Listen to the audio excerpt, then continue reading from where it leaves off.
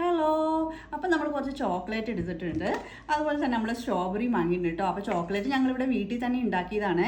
അപ്പം നമുക്ക് ഈ ചോക്ലേറ്റിൽ സ്ട്രോബെറി മുക്കി കഴിച്ച് കഴിഞ്ഞാൽ നല്ല ടേസ്റ്റാണ് കേട്ടോ. അപ്പം നമ്മൾ മലേഷ്യ പോയപ്പോൾ ഇങ്ങനെ ചോക്ലേറ്റിൽ സ്ട്രോബെറി അതുപോലെ ബ്ലൂബെറി ഒക്കെ മുക്കി കഴിച്ചിട്ടുണ്ടായിരുന്നു അവിടുന്ന്.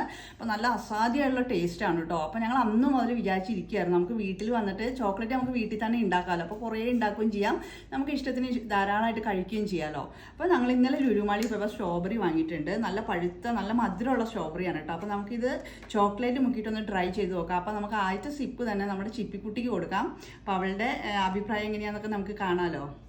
നമ്മളിങ്ങനെ ടൂത്ത് പിക്ക് എടുത്തിട്ട് സ്ട്രോബെറിയിൽ കുത്തിയതിന് ശേഷം നമ്മളിങ്ങനെ ചോക്ലേറ്റ് നന്നായിട്ടൊന്ന് ഡിപ്പ് ചെയ്യണം കേട്ടോ. അപ്പോൾ ഡിപ്പ് ചെയ്തതിന് ശേഷം നമ്മളിത് ചിപ്പിക്കുട്ടിക്ക് കൊടുക്കുവാണേ. അപ്പോൾ എങ്ങനെയുണ്ടെന്ന് നോക്കാം. അവളുടെ ഒരു സന്തോഷം തോന്നിയില്ലേ? അവൾക്ക് അല്ലെങ്കിലും ചോക്ലേറ്റ് സ്ട്രോബെറി ഒക്കെ ഭയങ്കര ഇഷ്ടമാണ്. എങ്ങനെയുണ്ട്?